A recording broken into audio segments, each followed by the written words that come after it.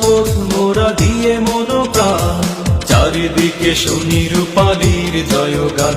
রূপালী জীবন নিরাপদ জীবন, নিরাপদ জীবন, রূপালী জীবন, রূপালী জীবন, নিরাপদ জীবন, নিরাপদ জীবন, রূপালী জীবন।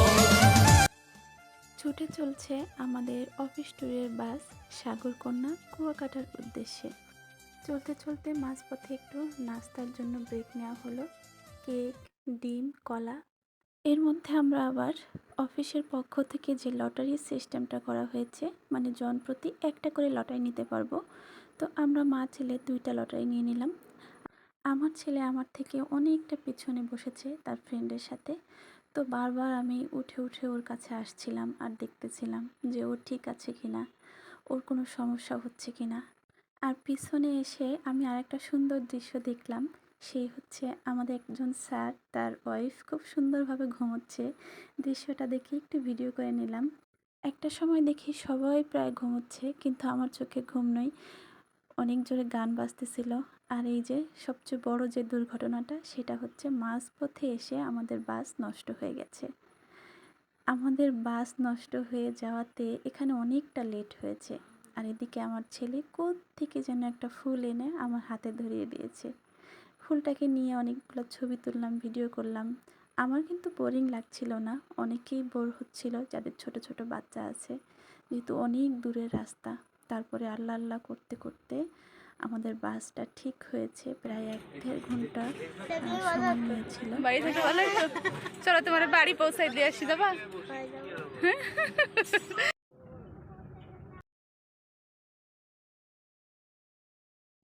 আসলে অনেক দূরের রাস্তা, তো ছোট ছোট বাচ্চারা বিরক্ত হয়ে যাচ্ছিল গাড়ি নষ্ট হয়ে যাওয়াতে।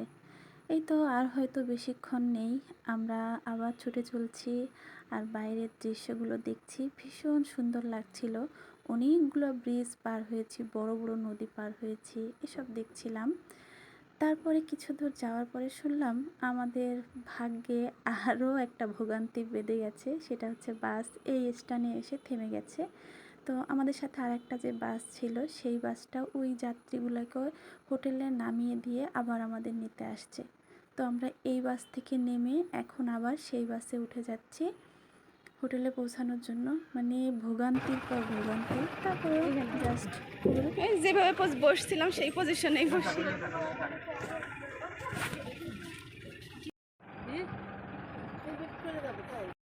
সাগর পারে, সাগর কন্যা, হাই রে আল্লাহ, কোনো কুল কিনারা নাই। হ্যাঁ,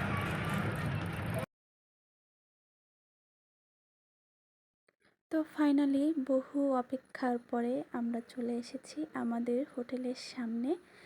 এখন আমরা এক এক করে সবাই নেমে যাচ্ছি। এই তো একদমই সামনে আমাদের হোটেলটা, মানে সি বিচ থেকে বেশি দূরে নয়, একেবারেই সামনে। এই যে দেখা যাচ্ছে এই হোটেল, আর এই যে হচ্ছে বিচ। তো আমরা সবাই নেমে যাচ্ছি, আর রিসেপশনে গিয়ে সবাই যার যার রুমের চাবি নিয়ে যাব। চাবি নিয়ে সবাই সবার রুমে যাব। যাওয়ার পরে ফ্রেশ আর হওয়ার সময় নেই, যেহেতু অনেকটা লেট হয়ে গেছে। তো আমি সবথেকে বড় যে ভুলটা করেছি, আমার রুম নাম্বার আমি নিজেই ভুলে গেছি।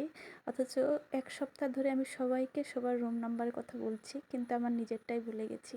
তারপরে এই যে খুঁজে পেলাম আমাদের রুম নাম্বার। রুমে এসে দেখি, ওয়াও, অনেক সুন্দর, খুব পরিপাটি ছিল, অনেক ক্লিন পরিষ্কার ছিল, ভালো লেগেছে। এখানে এসে একটু বসলাম, ব্যাগ ট্যাগ রেখে আমরা আবার চলে যাব খাওয়ার জায়গায়। যেহেতু হাতে কম সময়, আমাদের খাওয়া দাওয়া করে ঘুরতে যেতে হবে। আবার সন্ধ্যা 7টার মধ্যে আমাদের মিটিং আছে, মিটিংয়ে অ্যাটেন্ড করতে হবে। তো দ্রুত খাওয়া দাওয়া করে আমরা বের হয়ে যাচ্ছি। আর এই যে বারবার আমি ব্যানারে আমার ছবিটা দেখে খুব ভালো লাগছিল, ম্যানেজমেন্টে আমরা যারা ছিলাম। আর এখানেও আছে যারা বিভিন্ন পদে প্রথম, দ্বিতীয়, তৃতীয় হয়েছে, তাদের সবাইকে এভাবে ব্যানারে নাম উল্লেখ করা হয়েছে। এই জিনিসগুলো অনেক ভালো লেগেছে, সবাই এনজয় করেছি, মাশাআল্লাহ অনেক ভালো ছিল। তো এরপরে আমরা চলে যাচ্ছি ঘোরার উদ্দেশ্যে। কোন কোন স্পটে যাব, প্রথমে আমরা ভাবছি দোলনা স্পটে যাব। ওইখানে গেলে আমরা সূর্য অস্তের যে দৃশ্যগুলো দেখতে পাবো।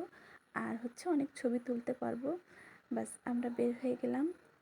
আর এই রাস্তাটা এতটা বালু, যাইতে বারবার নামতে হয়েছে, কিন্তু এনজয় করেছি, অনেক ভরপুর এনজয় করেছি, ভীষণ ভালো লেগেছে। আপনাদের সাথে A to Z শেয়ার করব, যার কারণে আমি পার্ট বাই পার্ট ভাগ ভাগ করে ভিডিও শেয়ার করছি। আপনারা দেখতে থাকবেন, কারণ আমি যতটুকু উপভোগ করেছি, এনজয় করেছি, আমি চাচ্ছি সবটুকু আমি আপনাদের সাথে শেয়ার করি।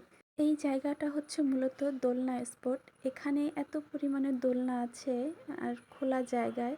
দেখেন আমার ছেলে একদম দোলনা পেয়ে চিৎপটাং হয়ে শুয়ে পড়েছে। অবশ্য এই দোলনাটায় আমিও বসেছিলাম, কিন্তু ওই দোলনাটা ছিঁড়ে পড়ে গিয়েছিল। এমন মজার মজার অনেক ঘটনাই ঘটেছে, যেগুলো আমি আপনাদের সাথে শেয়ার করব। সূর্য এখন ডুবে গেছে, কিন্তু সূর্য ডুবে গেলে যে এত আফসোস, আজকে এখানে না আসলে বুঝতাম না। কারণ কুয়াকাটা সমুদ্র সৈকতের আসল সৌন্দর্য যে সূর্য ডোবার আগ মুহূর্তে লাল টুকটুকে সূর্য, সে যখন চলে যায় তখন অন্যরকম একটা আফসোস কাজ করে সবার মধ্যে।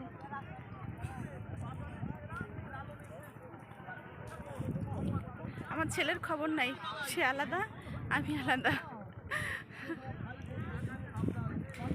যা দেখি লাগে ভালো।